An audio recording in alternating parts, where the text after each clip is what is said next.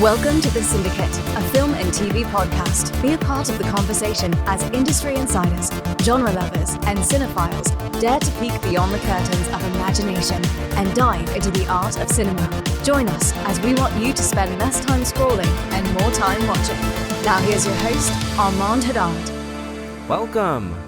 Welcome to Cinedicate. My name is Armand, and joining me in the studio today is Aaron. Pleasure to be here. Thanks for having me. Yeah, you're welcome. You may know Aaron from WSTR, Galactic Public Access.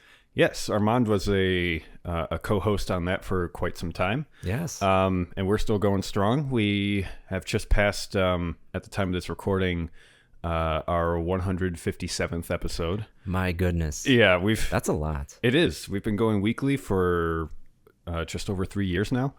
And wow. Yeah, it's been a blast. It's a Star Wars podcast for those who don't know. Mm-hmm. We try to keep it a positive podcast. That doesn't mean we're not critical of the movies or Disney or whatever, but we try to keep it light and fun and entertaining. We have different hosts, different segments there, and it's just a blast. Like, you think after 3 years you'd pretty much talk about everything that you could talk about with Star Wars, but it's just a bottomless pit. It really is. Yeah. So we have a lot of fun there, available wherever podcasts are available. Awesome. WSTR, Galactic Public Access. Well, thank you for joining me in Cinedicate and with this new endeavor that I'm doing. Mm-hmm. So today, before we really get into it, we watched Fright Night from 1985. Yes, we did. Now, Aaron, before we get into the plot and the themes and the characters, have you ever watched a horror movie before Fright Night, or was this your first outing with horror? I've watched many horror movies. I would not consider myself an enthusiast by any stretch of the imagination, but they do have a special place in my heart. Really? Yes, I very much enjoyed the first few Friday the 13th movies, first few Nightmare on Elm Street films, and basically that classic horror era, Gotcha. which Fright Night finds itself perfectly in the middle of. Yep. So because of that, I had a lot of appreciation for this film. So that, yeah, I was no stranger to horror movies when I watched this one. Yeah, for me, because this was your first time watching Fright Night, right? Yes. Yeah, I recently discovered Fright Night too, because I came from your boat too, which is I love the horror movies, which is, Friday the 13th, Halloween, those slasher movies from the 80s. Mm-hmm. Yeah, growing up, my friends and I watched almost all of those movies, and for some reason, we didn't get to Fright Night. Yeah, I don't know why this flew under my radar, but I definitely missed it growing up. I always heard about it, especially they did that remake in 2011 with David Tennant, aka Doctor Who. Mm-hmm. So that's how I learned about the IP, but I had the chance to watch this movie in theaters. Really? Yes. It was a 30th... Was it Music Box?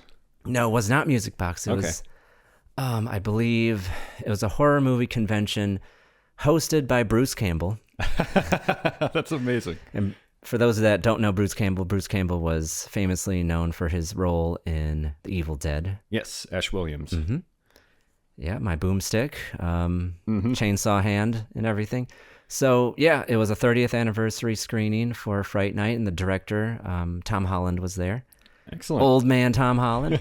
So, yeah, that's how I found not Spider-Man Tom Holland. No, unless it's Tom Holland, time traveler Tom Holland, that went back in time to make these horror movies, which would be insane. It's 2020. Anything's possible. It is. All I'm saying is you don't see them in the same room together, Tom Holland and Tom Holland. But anyways, yeah, so this was definitely a recent discovery for me, and I absolutely love this movie. Like you said, it sits perfectly in that classic horror movie genre. Yes, and what I was surprised about it was learning that it was indeed Tom Holland who both wrote and directed, because I was first turned on to him after watching Child's Play and learning that he wrote it. Yes. And so... And directed. Yes, that's right. I believe it was after Fright Night, but Yes. prior to that, he had written Psycho 2 and one other movie I can't think of right now, but that essentially earned him the chutzpah to write and direct Fright Night.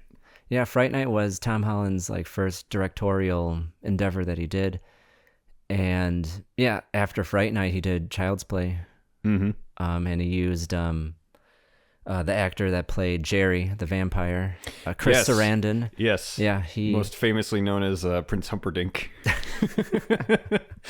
I was watching this movie and I'm like, where do I know this guy? Yeah, he has that face. And and Princess Bride, Prince Humperdinck. Mm-hmm. I'm like, oh.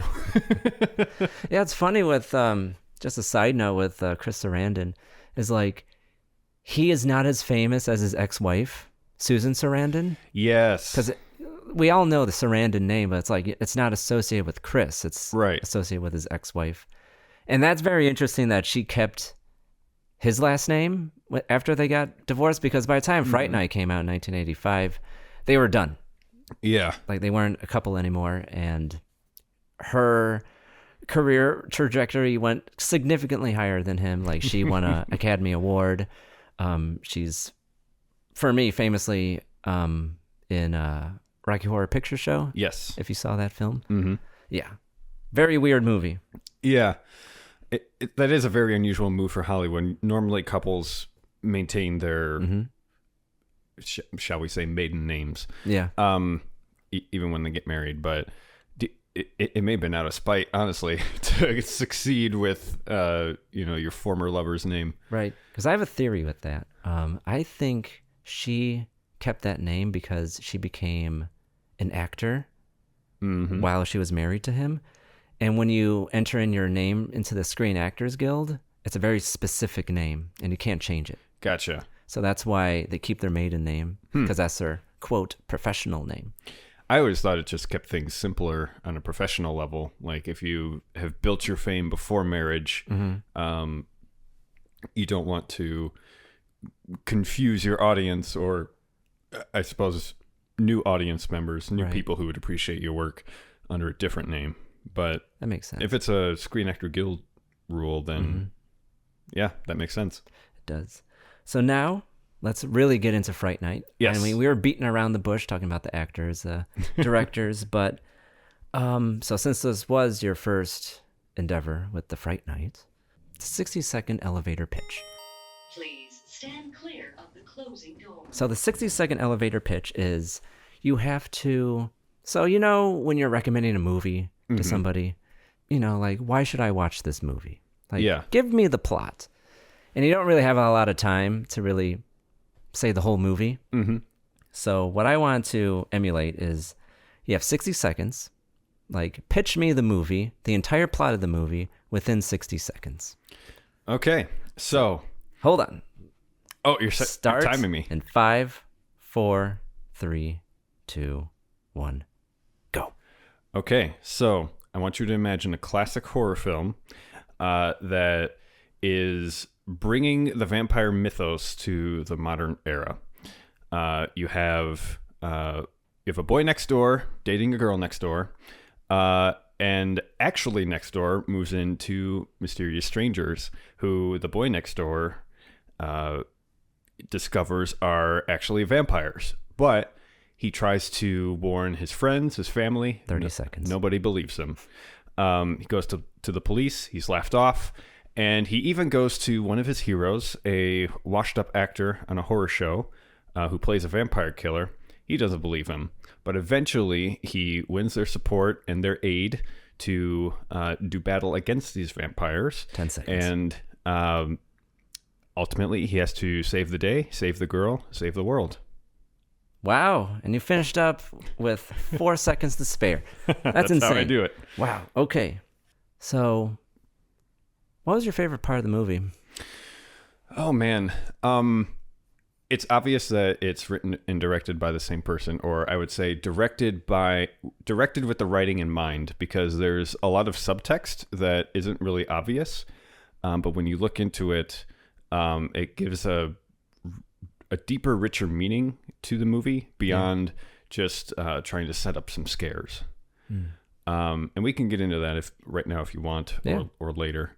But maybe we should describe the plot a bit first. Sure. So we have some jumping off points. So the movie opens with a nice, quiet suburban town, and the camera pans into a house, and you think it's a conversation between two people, but it's actually the television is on. Yes. And the camera pans over to an empty bed, and it's like, okay, well, who's watching the TV? So then the camera pans even further, and there's this couple on the ground making out. And that couple is Charlie Brewster Yes. and Amy. So tell us a little bit more about Charlie and Amy.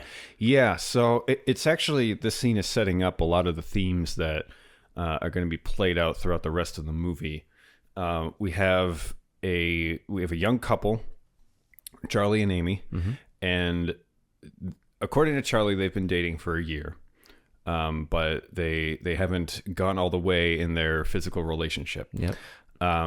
He's pushing for it, and she's very reluctant. But they have an argument about this in front of the TV set. And by the way, the TV show is showing this kind of horror anthology TV series called Fright Night. That's where the name of the movie comes from. And it stars a character by the name of Peter Vincent. Who's a vampire killer. So let's set that aside for a bit. And so they're having this argument. He wants to fulfill their sexual relationship, and she's not quite ready, but they argue back and forth, and she then tells Charlie that she's ready to move into that stage, and starts preparing so on the bed. And it's interesting that they're making out off the bed, kind of behind it on the floor, hidden. And I believe it's setting up that this is a young couple in love. They're in high school. Amy is on the cusp of womanhood, and kind of the initiation into that stage is, of course, her first sexual experience. And she's demonstrating that she's ready to do that, but Charlie is distracted. He looks out his window, and he sees what looks like two men carrying a coffin into the cellar or the basement. And so he kind of blows off the argument with Amy, and he's trying to figure out what's going on. And he takes binoculars. Military grade binoculars. Yes, military grade Bushnell binoculars, which he just has for some reason, but as every teenager would. Yeah, it was the 80s, man. And so, he's kind of doing a peeping Tom on them, and that really piques his interest. The house next door had been for sale for an unspecified amount of time, but then it seems people are moving in. And so I believe that's how the scene ends. Before they go into so pretty the much next day. She was getting ready to have sex with her boyfriend. She was like, I'm ready. And he is completely distracted by his neighbors, who are carrying a coffin. And so pretty much she gets mad, storms off, storms downstairs, where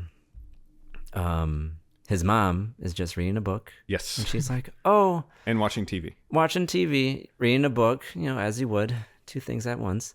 So pretty much they argue down there, and his mom overhears, and she was like, oh, are you guys having a lover's spat? Yes.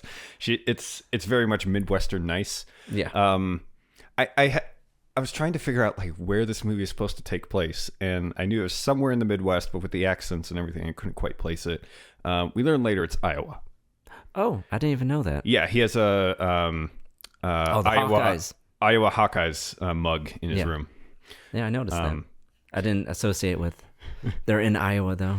Well, it's not proof, but it's a piece of evidence. So safe to assume, I would say. But every town, kind of middle America, kind of suburb. So after that scene, the movie really gets going by pretty much all these beautiful women are being lured into this house. that's kind of abandoned or being renovated by these two men. Yes. And Charlie Brewster is trying to figure out what exactly is going on, because Charlie, at the same time, with those binoculars, is a little bit of a peeping Tom, and he sees his neighbor, who Chris Sarandon plays as the vampire, is pretty much seducing these women and then ends up eating them. Yes. And he sees the news reports on TV at school or in the diner or cafeteria of these women that are missing, and he's freaking out. Yes. All while Amy is trying to make amends with Charlie. Like, oh, I'm sorry about last night and this and that. And he's just totally not paying attention. Yeah. Like, he's trying to figure out this mystery of what exactly is happening next door. Yeah. And he hears about the murders on TV, I believe. Yeah. And the bodies are found abandoned or dumped at different abandoned locations and beheaded. So very unusual. And it's one after the other. And one of them is this beautiful woman that he spots the day before, who is looking for that particular house. Yeah. Turns out she was a prostitute. And there's another woman that he actually spots through the window. She is disrobing, and the neighbor, who we later learn is named Jerry, Chris Sarandon's character, is behind her and seducing her. And this is one of my favorite scenes in the movie, just because of the cinematography and music working together. It's extremely sinister, and this feeds into one of the main themes of the movie, as far as I can make it out, is this kind of theme of sexual predation. And so we get these shots back and forth of Charlie spying on the activity taking place, and Chris spots Charlie spying in on them. And there's this very tense kind of exchange of eye contact between them, and then Jerry moves to closer to the window and starts very slowly lowering the drape of it. The curtain. And we see that he has like these long, sharp fingernails, and it's implied that he's about to do something very violent. So yes. That was one of my favorite scenes. I just felt very uncomfortable, and it was very sinister, and that will feed into later events in the movie. It perfectly sets up the movie's villain, and you really understand the stakes at that point, where you have pretty much this monster living next door to you, and it's like, what do you do? And so Charlie Brewster does, the logical thing, and he contacts the authorities. Yes. He goes to the police department and says, these people are going missing, or winding up dead. I know what's happening to them, and it's my neighbor. Like, look in his basement. Yeah. So he brings a detective over, personally, and they enter the house. And who does he encounter when they get to the door? His name is Billy. Billy. He is Jerry's right-hand man. If you know what I mean. Well, it was the middle of the AIDS crisis. You have two strange men moving in next door. Yep. I feel that also feeds into the sexual predation theme of this kind of suspicious homosexual couple. There are some homoerotic undertones to their relationship. Oh yeah. But later we find out it's more of a kind of vampire servant relationship. Yeah. Rather than a strictly sexual one. But regardless, they meet Billy, and the detective starts interrogating him about what's going on in the house. What have you been doing? And Charlie, kind of exasperated, starts, accusing him of, having a coffin in his basement, and where was this lady that showed up the other day? And he's sounding more and more ridiculous as he goes. He doesn't really handle it well. No, he doesn't. And he really, he's trying to get the guy arrested or have the vampire, quote, vampire known, But, if you're going to seem sensible, you don't say the word vampire, which he does. Which He was like, you know what? There's a vampire in the basement. He's sleeping the sleep of the dead right now. Yeah. And the cop is like, you have got to be kidding me. And he drags him out of the house like, you are wasting my time. Yeah. What are you doing? I do appreciate the acting work by the actor who plays Billy in the scene, because I believe in the script it was written straight, this scene, but he totally plays it up comedically. Oh, yeah. And it really comes across as just belittling Charlie and making him out to be a fool. And it works. It works really well. It really does. And speaking of that, I really enjoy the humor undertones throughout the entire movie. It reminds me of, have you seen Shaun of the Dead? I have. Okay. Like with Shaun of the Dead, like it's a funny movie, but it's not a comedy. It still takes itself seriously. Yeah. And the same thing with Fright Night is like, you have this threat of the vampire, but it's funny at the same time. And the whole situation is ridiculous where it's suburbia, quote, nothing ever happens or nothing goes wrong. Mm-hmm. And what you have is a monster next door. And, the situation is ridiculous. And it's funny, but it doesn't get too hammy with it. It doesn't. It really saves the kind of hamminess and comedy for later in the movie. Yeah. But it pretty much, for the first half, plays it straight and really takes this kind of risk seriously, or this threat seriously, that, oh, there's a vampire next door. And, there are scenes where the actors chew the scenery and play it up, and it is pretty funny at different points. But I think particularly stuff like this works really well once you set the groundwork that it is serious. And so you have this contrast between this serious threat and these moments of levity and comedy. Yeah. And that just makes both of them work more, in my opinion. It really does. Because Edgar Allan Poe, when he writes his stories, he says everything should point towards the main overall tone of the work, which is like, if it's going to be a dark story, everything should be pointing towards that darkness. Mm-hmm. And I don't necessarily agree, because Fright Nights, or a lot of media that have those moments of like, oh, there's a comedy factor to it, or there's a serious factor to it. It all doesn't point towards darkness, but the overall story that's being told is the darkness. And you have these components that add to it, while not being overtly like, oh, it's a humorous scene, but it's a dark humorous scene. It's like, no, it's just funny. Yeah. To lighten the mood. Yeah. And there's, this is back in the 80s. There's not going to be like Marvel quips and, cracking jokes left and right. But there are moments like that when it happens. I'm thinking of who we'll meet later, Charlie's friend Ed. Oh, Ed. Evil Ed. Evil Ed.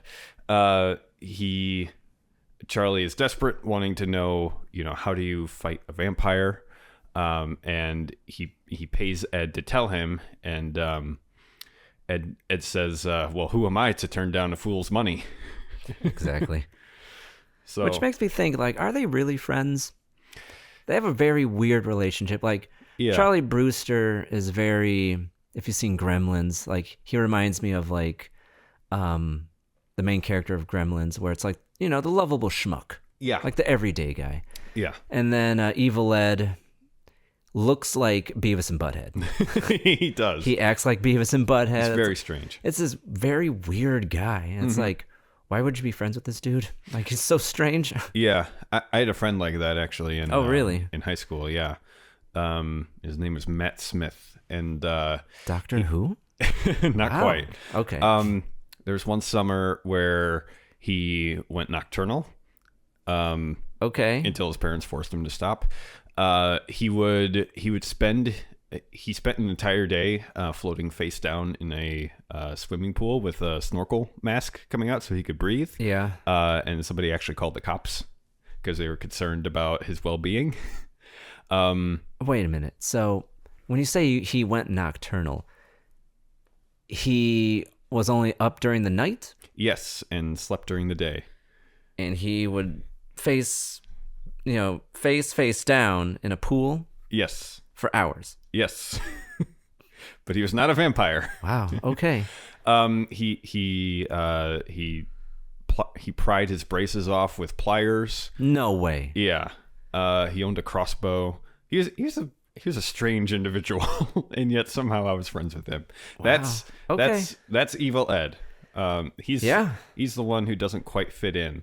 The weirdo, the misfit. Yeah, and so so concerned about this growing vampire problem, Charlie goes to his friend and says, "Okay, look, you've read up on this kind of thing. Mm-hmm.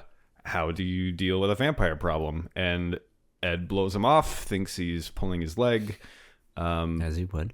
Yes, but eventually Charlie pays him like $8 or whatever to say. That was a lot of money in 1985. Yeah, that was beer money for a week. And so Ed tells him, you have to show them a cross to ward them away, but you need to have complete faith in it in order for it to work. Mm-hmm. You need to stab them through a heart with a wooden stake. Yes. Line your room and wear on your neck garlic to keep them away. Yeah. And that's about as much as Ed knew about it. Yeah, so pretty much like the classic horror movie rules Yes. of vampires. So that brings us to Peter Vincent. Yes. So the vampire hunter of Fright Night. So what I really appreciated is like they maintain the classic rules of vampires. Mm-hmm. So pretty much, like you said, stick through the heart, cross, pretty much the basics. Yes. with Holy vampires. water. Holy water. They can't enter your house without inviting them in. Yeah. And they can't they can't travel in sunlight. Yeah, none of this like Twilight reimagining stuff. It's just the classic Dracula rules. Yes, they're bringing the classic vampire mythos into the modern day. Yeah. And what's interesting, given the context of when this movie came out in the mid-'80s, before that, decades prior in the 60s, 70s, and 50s even, they had the Hammer films. Yes. Which were the classic Dracula, Creature of the Black Lagoon, Bride of Frankenstein, like those movies. And those like dominated the horror genre up until the late 70s when the slasher films came. Yes. So when the slasher films came, people's tastes shifted. Audiences wanted more of that and not, the classic stuff. Yes. Like we get in Fright Night. That's why I feel at Fright Night, it's very much a throwback in regards. It is. And the character Peter Vincent, first of all, his name. Oh, yeah. It's a mashup between Peter Cushing and Vincent Price, who are two kind of titans of that Hammer film era. Yep. Both playing vampire killers. And then they actually do a nod to this kind of shifting trend in horror where Charlie goes to the TV station to meet with the actor Peter Vincent. Right. He exhausted all his resources. Yes. He went to the cops. They didn't believe him. He went to his friend. They're like, oh, okay, well, if he's really a vampire, you have to do these things. Yes. So he does a logical thing, and he goes to his hero, Peter Vincent. Yes. He was like, he will help me. He fought vampires. Yeah. He will help me. Yeah. And originally, Peter Vincent, he keeps it polite. He thinks Charlie's out for an autograph. When Charlie asks him if he believes in vampires, he plays along and says yes. And then Charlie makes it clear that he has a vampire problem. But then Peter Vincent, he basically drops the charade and says, I've just been fired. And it's because teenagers are not interested in vampire shows anymore. They are interested in people with ski masks slashing apart young virgins. Yep. Which that was a 1-2 punch against Friday the 13th. A little bit of a dig at those types of movies. Yeah. But then we learned that, this actor isn't this kind of legend that Charlie thinks he is. Right. Really, he was this actor that had a few good roles back in the day, but then was kind of stuck in that, and he's been rehashing that for the past 15 years with this TV show syndication, and that he's, dropped off into irrelevance. Yeah. He became sort of like an Elvira character. Yeah. Or even if you're from the Chicagoland area, Svengoolie. Yeah. Where it's like he's on public access showing these old horror movies, and he's pretty much living the character as himself. Yes. And that's basically all that he has left. Yeah. That's actually one of my favorite scenes in the movie, which is like, so he goes up to Peter Vincent, and he's like, oh, I need your help. And he's like, oh, yeah, I fought vampires before. Yeah. And very quickly he realizes, oh, this guy is crazy. Yeah. Like, no, I don't believe in vampires. Please leave me alone. And he like rushes to his car and drives off. Rolls up the window. Yeah. So then after that, they try to enlist the help of Peter Vincent. Yes. And he's very reluctant. He doesn't want to help. And he's like, your friend? Because Amy and Evil Ed like see what's happening to Charlie, and they're like, we need to end this charade. They walk into his room, and he's got candles everywhere, crosses. Yeah. He's carving his own steaks or whittling his own steaks. He's got garlic hanging up. The slow descent to madness. Yeah, they're like, okay, he needs help. Why don't we go to Peter Vincent and convince him to basically conduct this test on the neighbor Jerry to prove that he's not a vampire. Yeah. And because Charlie will believe Peter, this will help him just kind of settle things down, because they're concerned he's actually out to murder this guy. So, well, he's a vampire, you have to, you got to shove it through, his heart with the stake. So yeah, they go to Peter Vincent. They try to convince Peter Vincent, like, hey, please do this for our friend, because he's losing his mind. Like, show him that vampires are not real. Right. So he doesn't want to do it, but then reluctantly he's like, you know what? Okay, I have nothing else better to do. I was just fired from the TV studio. Well, Amy sweetened the pot with a $500 savings bond that she had. Oh, okay. So basically paid him to be there. And as soon as he heard that money was involved, he changed his tune. He's like, oh, because, he's being evicted from his house. Yeah. He has no job. He needs to travel for more work. I think he wanted to go to Cleveland. And so, but, Amy sweetens the pot, and he's like, oh, okay, I'm in, whatever you want. Yeah. And I really like that kind of aspect of his character, of this not only a reluctant hero, but a coward, and somebody who it's all show, it's all a charade. He's essentially a charlatan. Yeah. But as we'll see later, he kind of develops into this hero who helps Charlie to save the day.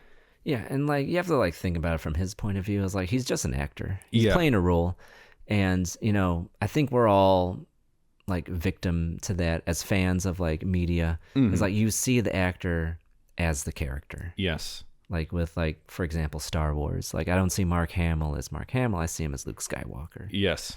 Like they kind of embody their most famous role, and you kind of like see them as that person. Yeah, and that's got to be incredibly restricting to them, because as an actor, you're meant for many roles, and you kind of dream of that, where you can have this wide range of expression and become many different characters. But when, for career reasons or otherwise, you're kind of trapped into this one particular role, that can be really demoralizing, because you do want to move on into other things, but the world kind of won't let you. And Peter Cushing and Vincent Price were fortunate enough in that they were so gifted as actors and so skilled that they were able to transcend any kind of individual role and become legends unto themselves. But unfortunately, Peter Vincent was not that. He was kind of trapped as the vampire killer. Yeah. And what's interesting with Peter Vincent's character is I feel like he is the heart of the whole movie. Because like Tom Holland, when he was writing Fright Night, he was like, something's missing. Like he was just, focusing on the teenagers, like something's missing. And then he developed the character for Peter Vincent, which is, this washed up actor, like you described. And like, he's like typecasted into this vampire hunter. Like once he introduced that character into the story, it all made sense. And I feel like the story of Fright Night really gets going once they introduce the character of Peter Vincent. Yes. And you know what else is interesting with Peter Vincent? Tell me, Armand. So originally, Vincent Price was kind of like written to be in that role. Like Tom Holland really wanted Vincent Price to play this role. And Vincent Price naturally was like, no, I'm not doing this. You kidding me? He was also getting very along in years at that point. Yeah. So they hire this younger guy and put old man makeup on him just a little bit. You know what's funny is like, of all the special effects in the movie, is like it all looks good except for Peter Vincent's hair. Yeah. It looks like he got into a fight with like baby powder. Yeah. It's like, it's obviously like the actor has like really dark hair. And they're like, oh, let's make him old by putting some like white spray paint on his head or something. Yeah. I wonder if that was an intentional move to make him look more fake and more like a charlatan. Yeah, like a phony. Probably. Like it definitely adds to his character. It's like, I am a vampire hunter. And this is very eccentric, and he's just acting. Yeah. It's all just a show. After Peter Vincent gets, the money promised by Amy, it's like, okay, I'll help you guys. They go to Jerry's house. Yes. So they enter his house, the whole gang. Peter Vincent's there, Amy, Evil Ed, Charlie, and Charlie's like, oh, you have to be careful. Like, he's a vampire. And he's like, Charlie, I've dealt with foes like this all the time. Mm-hmm. And he has like his briefcase full of like stakes and holy water and crosses. So like he's definitely putting on the show. Mm-hmm. And he brings with him, the plan is to make Jerry drink holy water. Yeah. And to prove that he's not a vampire, because if a vampire drank holy water, it would burn him from the inside out. Yep. And he would never agree to do such a thing. But what Charlie doesn't know is that Peter Vincent has brought along just plain old tap water, in a vessel, and passing it off as holy water. Yeah. And so, as part of this test, he meets Jerry, thinks he's a pretty swell guy, in Jerry's house, and he swears that he brought the holy water to such and such church, and such priest blessed it, saw it myself, and we all know it's a show. Yep, it's fake. But what's funny is like the subtleties in the acting from Chris Sarandon. Yes, is like, oh, are you sure this isn't holy water? Like he's a little like guarded, like, okay, let me drink it, because he's actually a vampire. He doesn't want to get burned. Right. And so he drinks it. And he's like, oh, see? Yeah, there's a lot of subtle back and forths here. I couldn't really exactly figure out why, but once he drinks the holy water, he tries to throw the vessel for it into the fireplace. Yes. And do you have any idea why he might do that? Like from like a mystical aspect? Mm-hmm. So pretty much it like destroys the vessel, and then like the power of the holy water and all that stuff. Yeah. But what's funny about that, it's undercut by the very quick joke of Peter Vincent like, don't do that. I only have one of those. Yeah. And now I don't have a job anymore, so please don't destroy my stuff. Yeah. So then he hands it back to Peter Vincent. Yes. And so pretty much it shows like, hey, I'm not a vampire. Like, let's leave. Mm-hmm. And Charlie is not convinced because he knows the truth, because he saw, the long fingernails, the fangs, the people winding up missing the coffin. Like, he knows he's a vampire. Yes, yeah. But when he needs his friends to be there for him, he's not able to prove it to them. Yeah. But we do get this moment of clarity when Peter Vincent, he has brought along this little kind of hand mirror that earlier he was explaining to Amy and Ed that this is the prop that, the very prop that was used in this particular episode that they keep talking about, Orgy of the Damned. Yes. That was used to reveal a vampire in that episode. And just kind of casually, he pulls it out and takes a look at it, and looking behind him, he can't see Jerry in the reflection. Yeah. Which, by the way, that brings me to an earlier point of the plot that we missed. Jerry, earlier in the movie, he invites himself over to Charlie's house. Well, he doesn't threaten invite himself. He doesn't invite himself, but the mom invites him in. Yes, yes, exactly. This is right after Charlie gets the advice from Ed. Yeah. And he's like, do not, invite him in because that will keep him out. And he goes home, and sure enough, his mom has already invited Jerry in. Look who I invited over. Yeah. The neighbor. Oh, no. And I think it's hilarious. He's drinking a Bloody Mary. Yes. Yeah, I forgot about that. Yeah. Like they're drinking Bloody Marys, and Yes. he's a vampire. Yes. And later that night, Jerry lets himself into the house, and he creeps past Mrs. Brewster's bedroom. Mm-hmm. And there's this great shot where he's walking by the mirror in the bedroom, and there's no reflection. Yep. And he's opening the door, takes a look back, he sees it, and takes a look back, directs the audience's attention to the mirror, and there's no reflection, and then he just walks through. Yeah, there's a lot of subtleties with the special effects in that film. Yeah. It's like I was watching this with a friend, and he didn't catch that. it's a very subtle and quick effect. Yes. Like if you blink, you miss it. But when you see it, you're like, oh, that's good. Yeah. Because it adds to the atmosphere of, the horror. Yes. So same thing happens in Jerry's house when Peter Vincent opens up his little pocket compact and freaks out because then he realizes, oh, this is real. Yeah. And he doesn't want to believe it himself. No. He tries to take off. Yeah. But Charlie's like, he knows something's going on. He's like, what did you see? And Peter Vincent is forced to come to the terms with reality that, yeah, this is an actual vampire. Yeah. So that's when, I guess in the story, like that's the point of no return. Yes. Like they crossed, the Rubicon. They're like, okay, like now shit got real. Yeah. And even still, Peter Vincent is reluctant to help Charlie. He wants to just take off and pretend like nothing ever happened.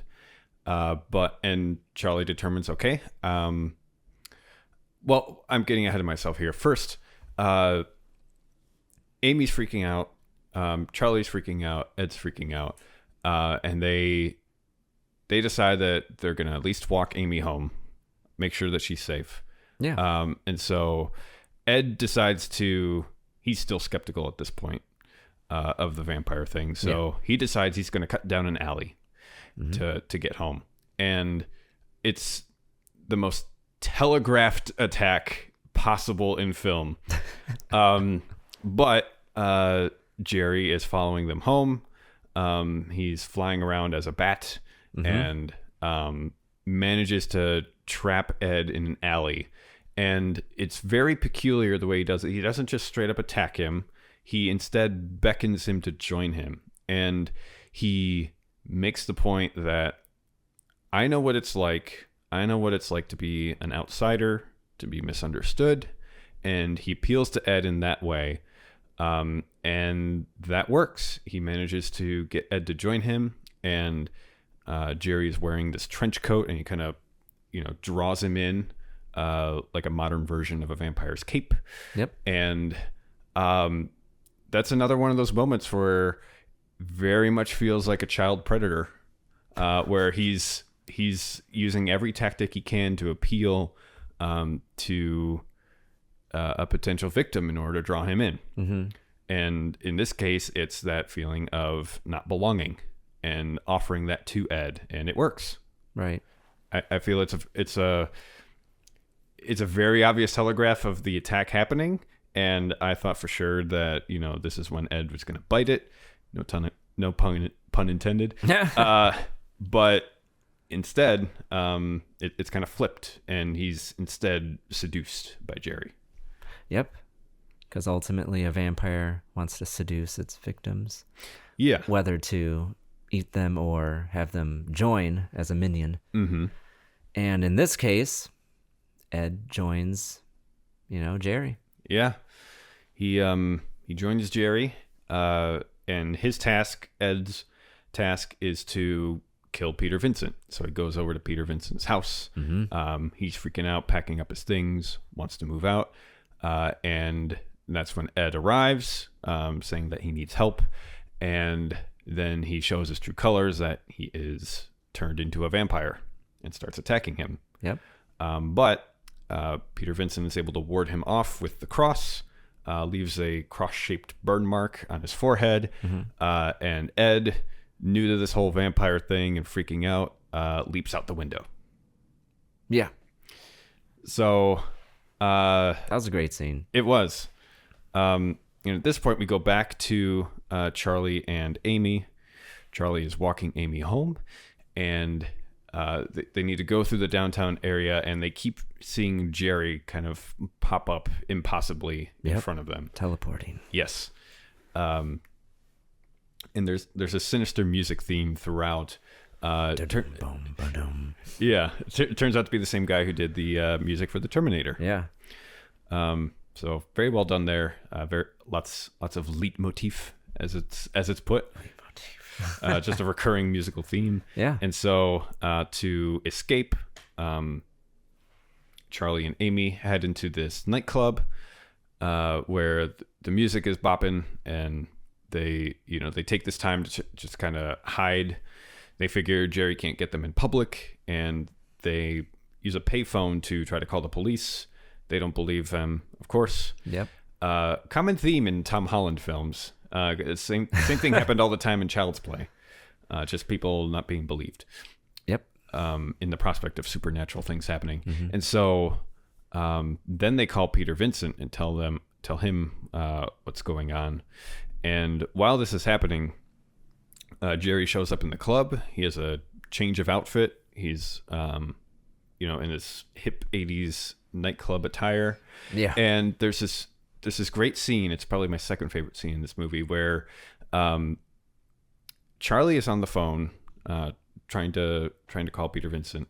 Amy kind of steps away for a second, and she sees Jerry in the crowd moving back and forth. Yep. And he's almost moving like a shark, just like as a predator through the sea of people. He's got eye contact on Amy the whole time, and draws her in and starts dancing with her, and it's very sexually suggestive. Very. And you have to remember that she's underage at this point. So. Oh yeah, she's a high school, and he's potentially hundreds of years old. Yeah, it's very creepy, but it goes back to my earlier point that he appeals to Ed by saying, like, he's an outsider just like him. Join me, and we can understand each other.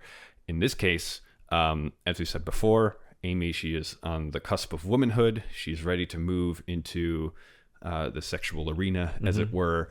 And Jerry somehow knows this and really appeals to that side of her, where he's basically saying, I'm going to make you a woman.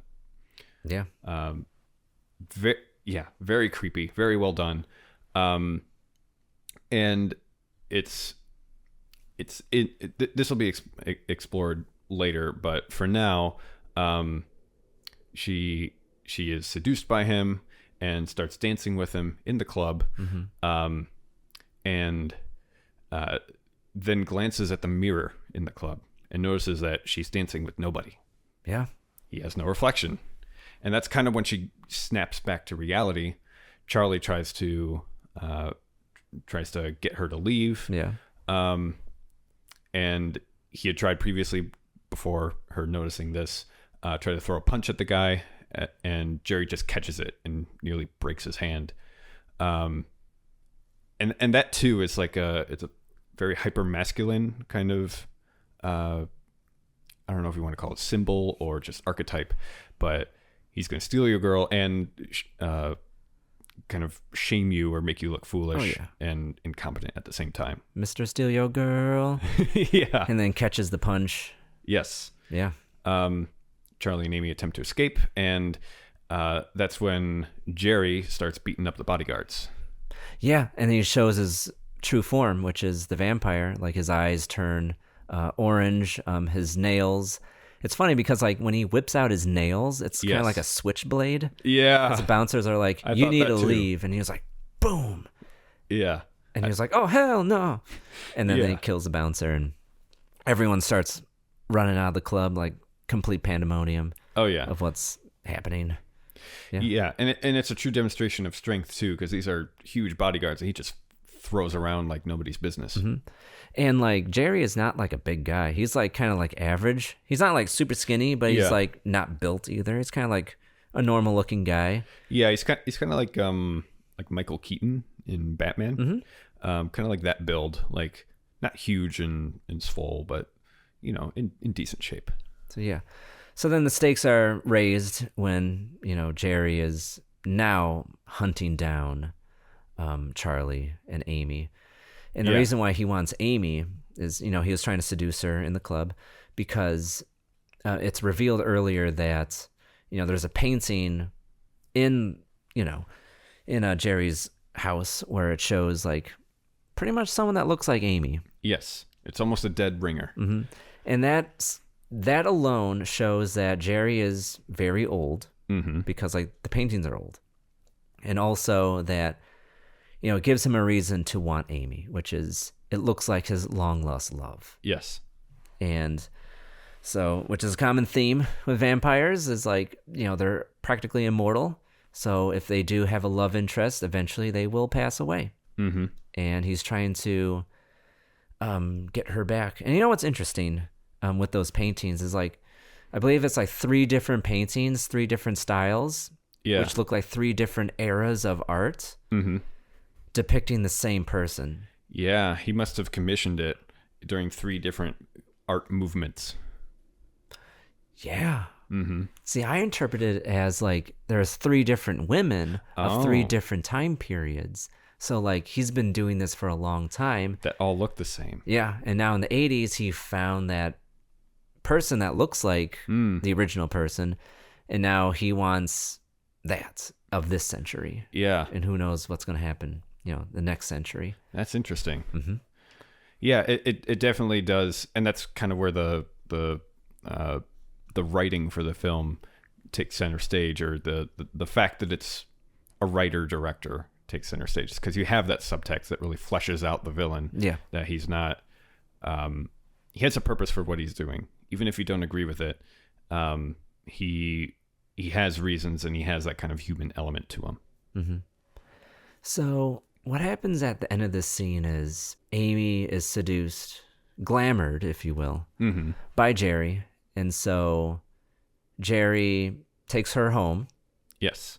And starts the transformation process of becoming a vampire. Yes. Or vampiress. And this is my 3rd favorite scene, because it is a sexual scene. They don't actually have sex, but he approaches her shirtless. She is dressed in this kind of very revealing nightgown. And he unclasps it and exposes her, and then very slowly and gradually kisses her, bites her on the neck, and you see like this blood kind of drip down. And not to get too graphic, but that is suggestive of a typical first-time sexual experience where for a woman it's not uncommon to bleed during the first time. Yeah. And she also makes these suggestive moans during the scene, and it's, in my mind, it's supposed to be symbolic of her first orgasm. Wow.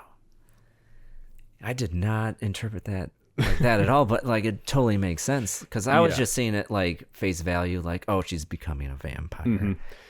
And you're seeing it as this is an allegory for like deflowering a woman.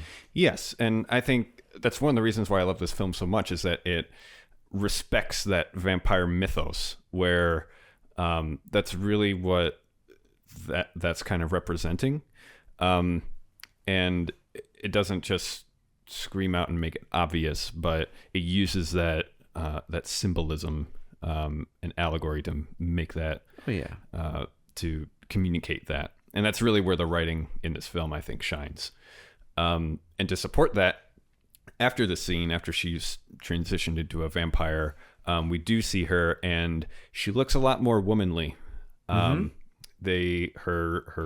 cleavage is more prominent. Her hair is let down. She doesn't look like a girl next door anymore, or like this kind of tomboyish look that she had earlier.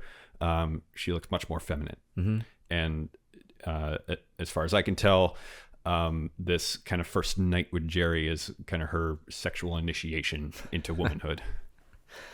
Maybe not literally, but symbolically. So let's get into like the final scenes of the movie. Yes. Charlie and Peter Vincent need to fight the monster. Yes. The stakes are set. No pun intended. Yeah. So anyways, so they raise their stakes. Yes. And they go marching towards the house of Jerry. So so what happens is like Peter Vincent, refuses the call at first. Like, hey, we need to get Amy. We need to do these things. And Peter Vincent's like, no, like I want to get out of here. Like he's a coward at first. Yeah. And he's all facade. So he reluctantly is like, it's kind of like the theme of the movie, like reluctance. Like Amy was reluctant to sleep with Charlie, and then Peter Vincent is reluctant to help Charlie to in any way, like to with the whole like revealing if he's actually a vampire and now defeating the vampire. Yes. So he reluctantly says yes. He's like, okay, like, all right, like I'm Peter Vincent, the vampire hunter. Like he's like saying it to himself as a mantra. Yeah. To get himself psyched. Like, okay, I could do this. I could do this. And this is one of my criticisms of the movie, actually. It's not clear why he has a change of heart. He basically tells Charlie off, says, no way. Charlie decides he's going to go and fight Jerry anyway. And then Peter Vincent shows up and says, okay, I'm here. I'm the vampire hunter. And to me, it really wasn't clear why he had that motivation to go from a coward to a hero. I think initially it is unclear, but it becomes more clear as the movie plays out, which is, so they go to the house, they see Jerry in full vampire mode. Yes.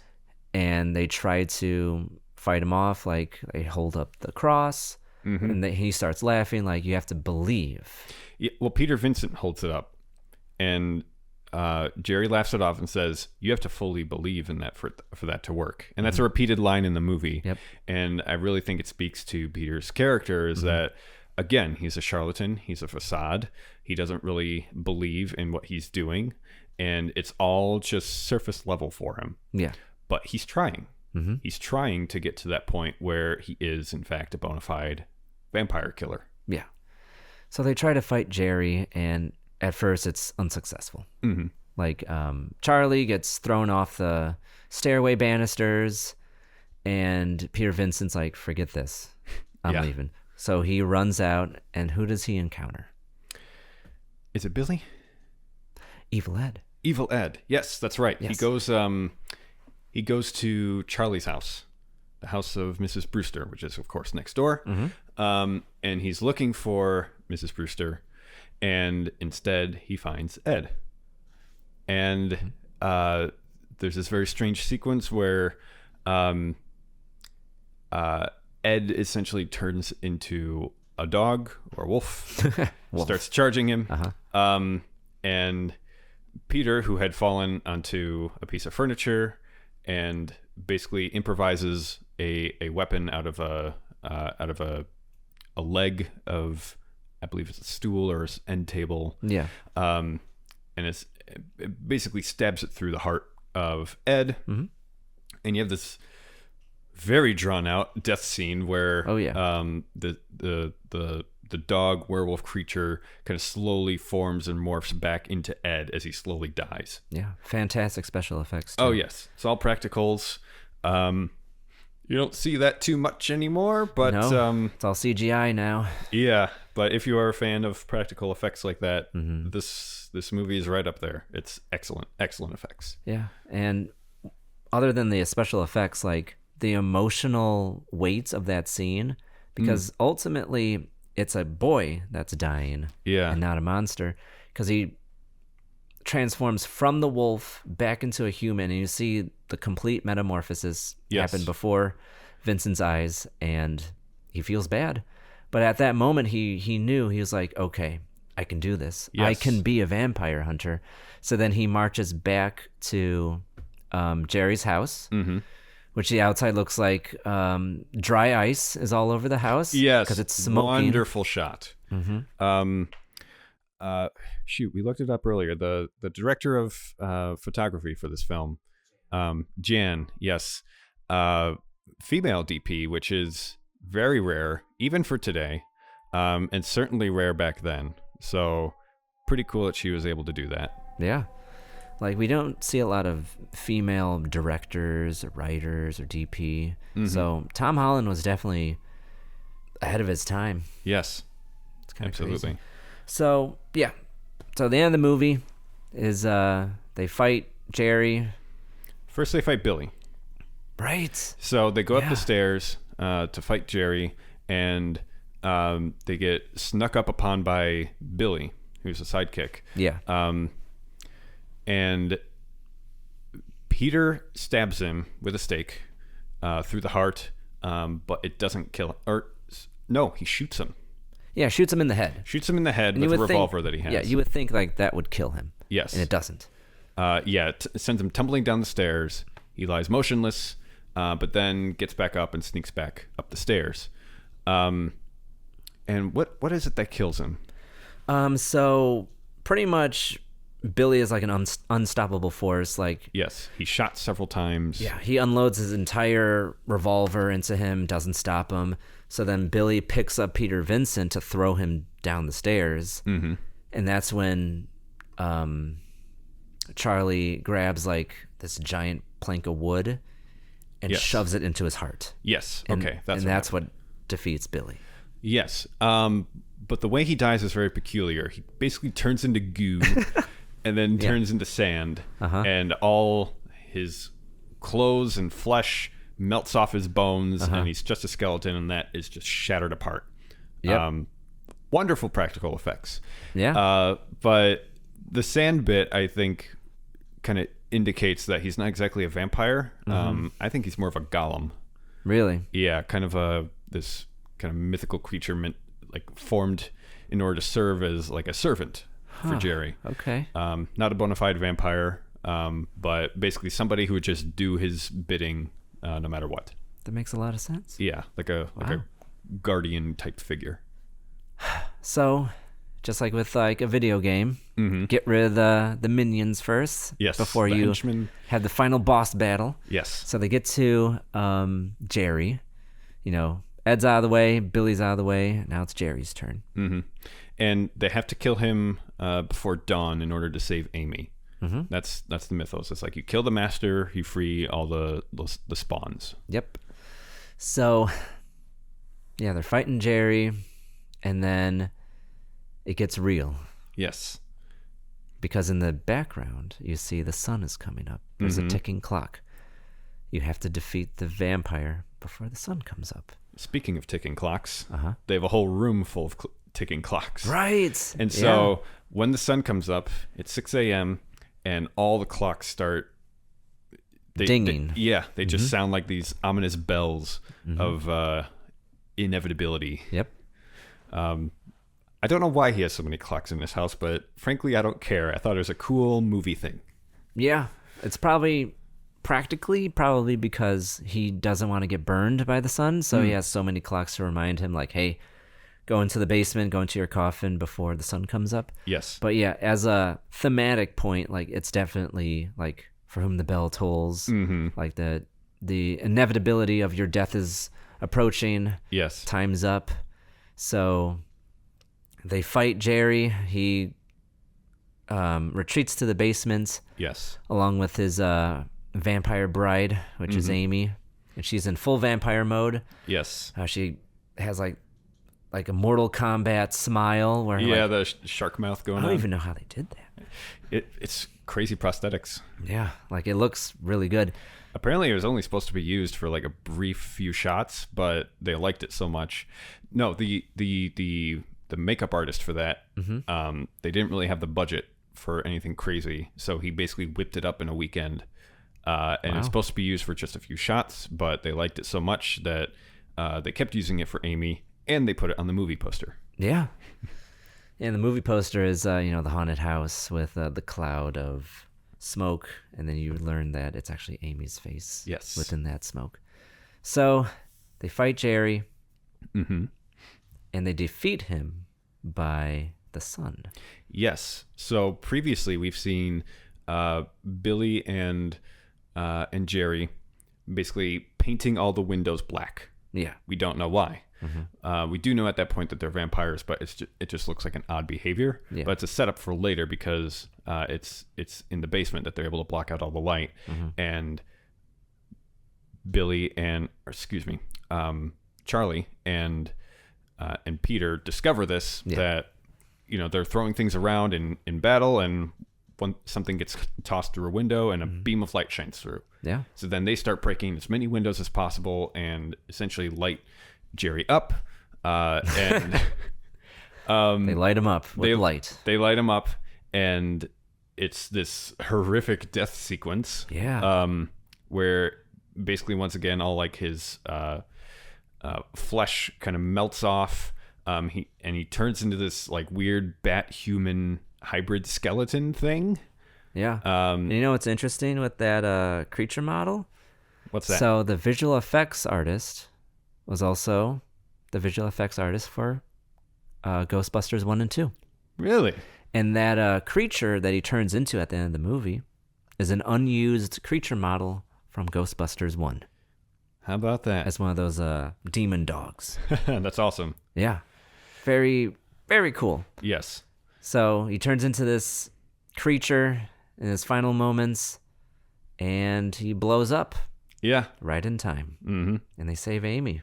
Yeah. She's cured as a result. Mm-hmm. And then we go to like 3 months later or whatever. There's a renewed interest in vampires because of the events of that night, and Peter Vincent gets his job back as the vampire killer on Fright Night. Mm-hmm. But then he introduces a new foe to go against. Yes. Aliens. Yes. Which I think is kind of a wink to the success of such films as Star Wars at that time, that there's renewed interest in kind of science fiction. Yeah. And that's the direction that they're going to. But we learned that he's willing to move into new territory at that point. He's willing to take on new roles and be flexible and not just think of himself as this one role that he had years and years ago that he's stuck with. Yeah. We have indications of a bit of growth for Peter Vincent. Yeah, it's such a great ending to his character arc where he learns that he needs to change. Yes. Like times are changing and so must he. Yes. So absolutely. He definitely embodies that with showing different films besides his own or vampire movies. Mm-hmm. So that's great. Yeah, and much like the first scene, the movie ends in Charlie's bedroom. Charlie and Amy, they're making out on the bed now. Mm-hmm. It's clear that they are much more physically comfortable with them. Wow. Safe with themselves. Safe to assume that they've fully moved into the sexual relationship. But there is a bit of a hanging thread. As they're making out, Charlie notices across the way, the house next door, he briefly glimpses a pair of red glowing eyes. Yep. But he passes it off as just his imagination. And as it turns out, it is Evil Ed. Yeah. He didn't fully die, it appears. So, and he is squatting in the house next door. And then we roll credits. Yep.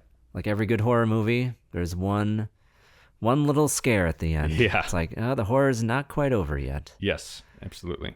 So we walked through the whole movie. Mm-hmm. We talked about, the actors, the characters. Yes. So what about this movie? Like, why would you recommend someone to watch Fright Night? We just don't really get well-written movies that much anymore. And that's what really appealed to me about this movie is there's just the idea of subtext, that there's things going on that are plainly obvious, and that's the text of the movie. But then there's a lot of things under the surface that are implied or that you have to read between the lines to see, and that's the subtext. And you just get the sense that there are these characters that have a history to them, that they have conflicting motivations for different things. And no, it's not the most well-written movie out there. Compared to our modern movie-going sensibilities, it's very predictable in a lot of senses. There's not these like great twists to the story. You're not going to be that surprised, but just in this day and age, seeing things set up in the beginning of the movie and then paid off at the end, it's just no bullshit, just cool shit kind of story. And the practical effects are wonderful. There's some pretty good shots in the movie. Nothing like a Spielberg movie where it's like, look at me, I'm the DP, all on the screen. It's just a very well crafted, well executed movie that really I'm surprised I haven't heard about before this. Wow. And so in that kind of sense, it is a hidden gem and underappreciated. Yeah. And I don't know if I would recommend it to your average movie-going audience today, but if you're listening to a podcast about movies, you are probably an enthusiast. And so for the more enthusiasts who want to see a well-crafted, well-directed, well-written movie that is respecting to the audience and has more going on, if you're willing to kind of dig for it, I would recommend Fright Night. I couldn't have said it better myself. And then for me, the reason why I would recommend it is pretty much this is almost a movie for anybody. Yes. Because like whether you're like new to horror, like this is a good introduction to like the genre because it's not too scary. It's a little bit cheesy. Yeah. But it's a little bit weird, a little bit cheesy. And it's overall, it's a fun experience. And for those who are like diehard horror fans, you'll see this as like a love letter to like the classic movies. Yes. The classic Dracula, Hammer films. And that's embodied with the overall villain, which is a classic vampire. And then the protagonist, one of them, is Peter Vincent, which is pretty much Van Helsing. Yes. So that concludes our conversation with Fright Night. I hope for those who are listening, check it out where it's available. And this is the original Fright Night, not the remake, from 1985. So, until next time. That's it for this time on the Syndicate. We hope you enjoyed yourself. Keep the conversation going by adding us on Instagram and Letterboxd, where you can catch Armand along other podcasters and listeners at Syndicate. And until next time, stop that scroll and spend more time watching. Goodbye.